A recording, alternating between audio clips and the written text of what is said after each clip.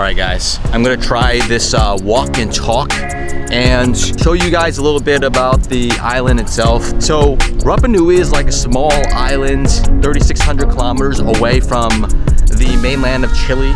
And it took about 5 hours to actually get here. And as you can see, in the morning times, it's actually incredibly beautiful with the sunrise, with the grass, with the fresh, wet grass from the little bit of rain that it does get in the morning. But I mean, look at this. Isn't that just incredible? To actually explore this island is really a dream come true. But this dream didn't really appear until 5 months ago because I didn't even know anything about Easter Island, and I decided on a whim, really, since tickets were pretty cheap, to actually buy and just go and explore this island. But really, this video is about not only the island itself, but about the people, about the history and the lessons that I learned here, and really about. And so I decided to stay on a campground here on Easter Island, and it's very cost effective because it was less than 20,000 Chilean pesos, which is about $20 to $25 a night to stay on a campground.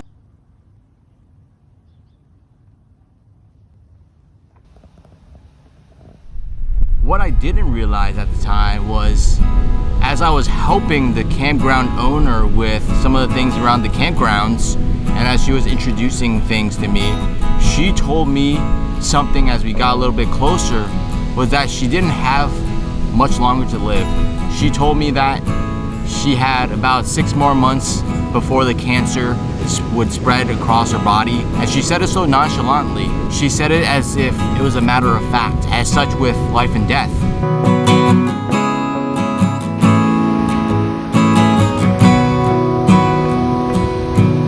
And yet she was still working. And I asked her why. Why are you still working? Shouldn't you be going out to enjoy yourself, to enjoy what life has to offer and spend more time with your grandchildren and your children? And she said, this is where I'm needed. This is where you need me. And it really gave me some perspective about life and about death and everything in general, that, you know, not everything is perfect. And a lot of times we have to embrace the hand that we're dealt. And sometimes it's good and sometimes it's bad. But there's no perfect answer, and that's just a part of life. Sometimes you get dealt a shitty hand. You get dealt something that you don't want. But you still have to make the best of it. You have to make the most of it. And that's what she taught me. So to Mariana, thank you for sharing your story.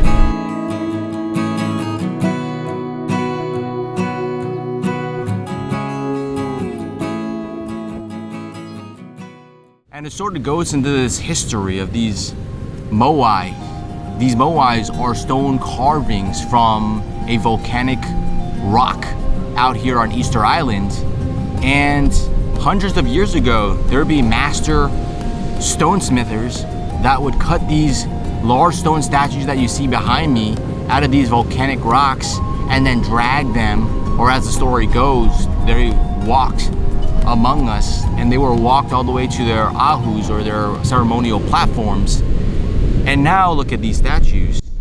They're all across the island, many of them destroyed, covered by the sands of time. And you sort of shortly realize that we're but only a little speck of dust in the large and grand scheme of the timelines of history.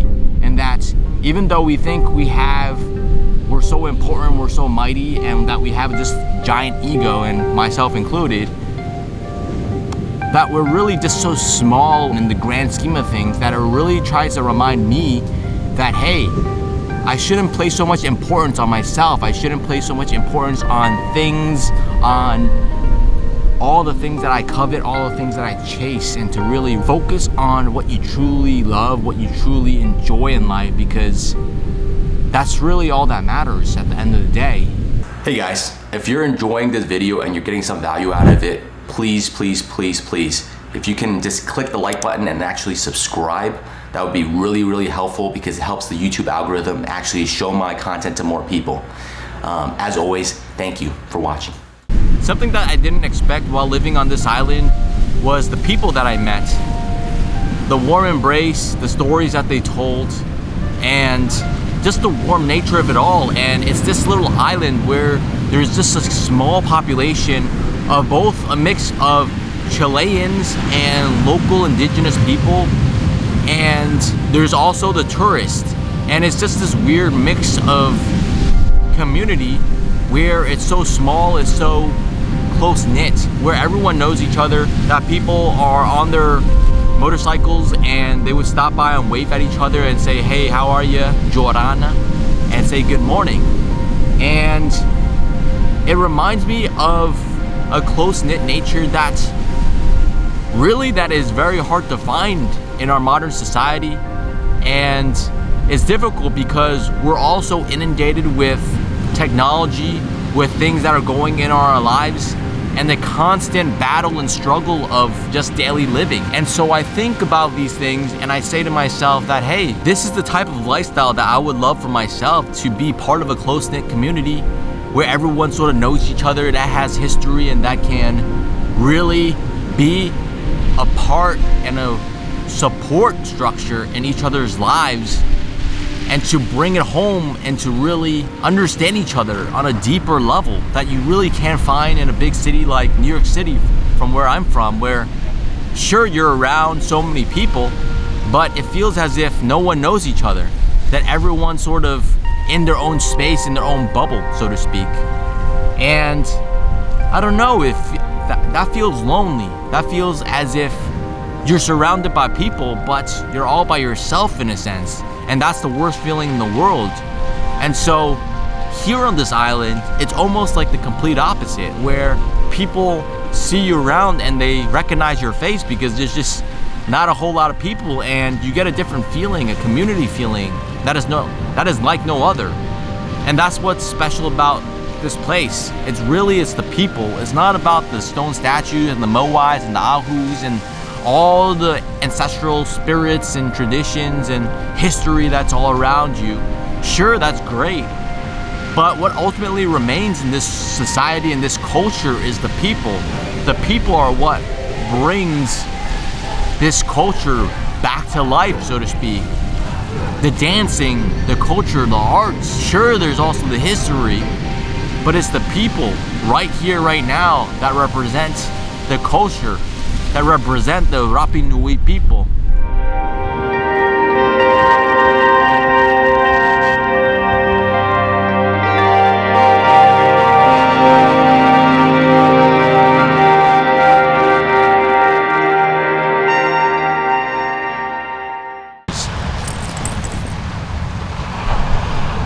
Buenas. No puedo caminar acá. O sea, dejar tu cámara arriba de ahí, no.